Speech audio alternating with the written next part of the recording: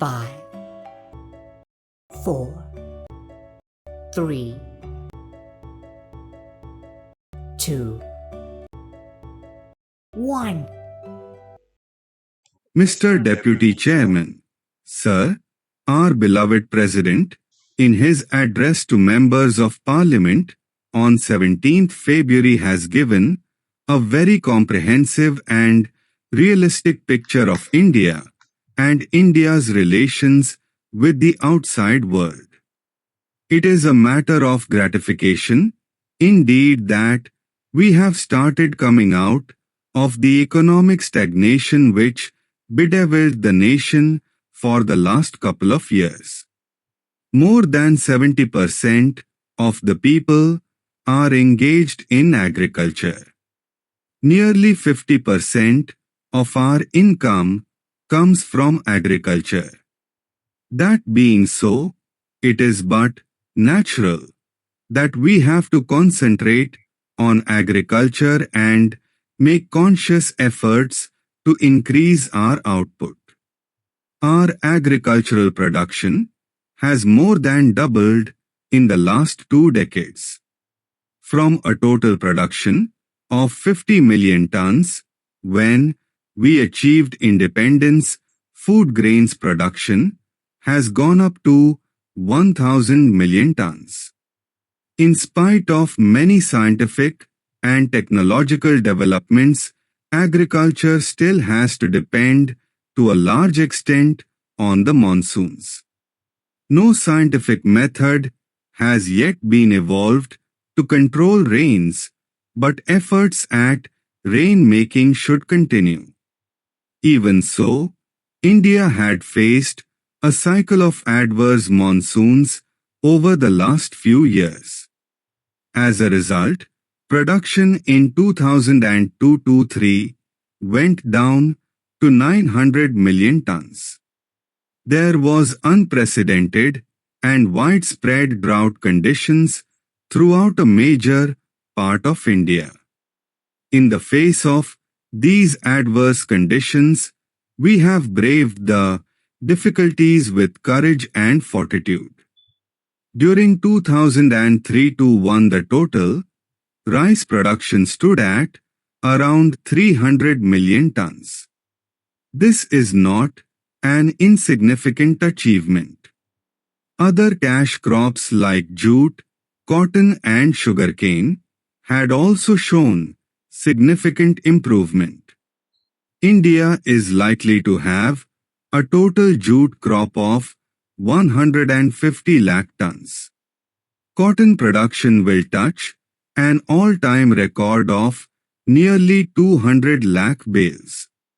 Sugar output is put at 300 lakh tons, out of which 100 lakh tons is exported. These are significant pointers to a meaningful policy being followed by the government. Thanks to the realization and strengthening of the public distribution system, India has been able to look after the minimum needs of the most vulnerable sections. The public distribution system needs nearly 10 million tons of food grains annually. The government is confident of meeting this obligation without much difficulty. Plans for investments in irrigation projects, fertilizer plants and hydel projects should be pushed on war footing. Many irrigation projects are pending clearance from the center because of river water disputes that are existing between the states. Recently, a silver lining was seen in the sky with the 3 chief ministers of Karnataka, Tamil Nadu and Kerala agreeing in principle to constitute Kaveri River Valley Authority to settle the allocation of water for each state. Unfortunately, it has not borne fruit. I would again urge the Ministers for Agriculture and Irrigation to request the Chief Ministers again to sit at the table and agree to constitute the Kaveri River Valley Authority so that these disputes can be solved once and for all. There are similar river water disputes in other areas. For example, with regard to sharing of Narmada waters, there is a dispute between Gujarat and Madhya Pradesh. I would urge that all these river water disputes should be frozen and river valley authorities should be set up once and for all to settle the allocation of water and also to go ahead with the construction of irrigation projects. Coming to industry, sir, we all know that the growth rate of industry was almost zero in 2003-4. Thanks to progressive policies and vigorous implementation of those policies, the growth rate now is 3.5%.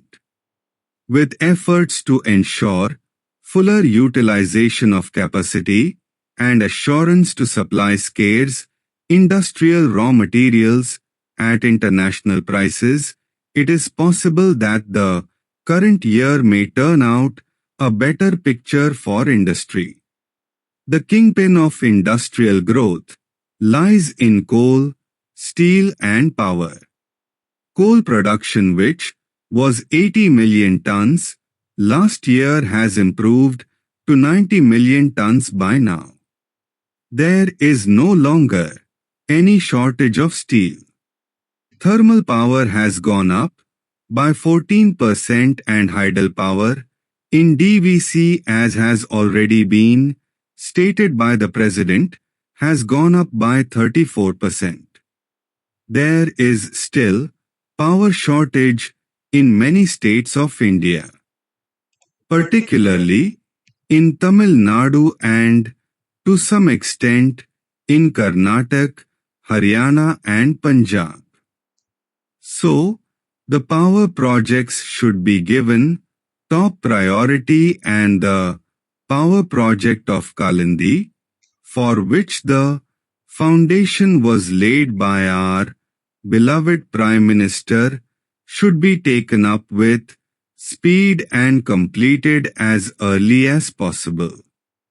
Mr. Deputy Chairman, sir, you are aware that we had to spend more for import of oil because of the rise in price of oil. It is encouraging to find that we have struck oil offshore in Bombay High, and it is expected that we will be able to produce 100 million tons of oil from Bombay High.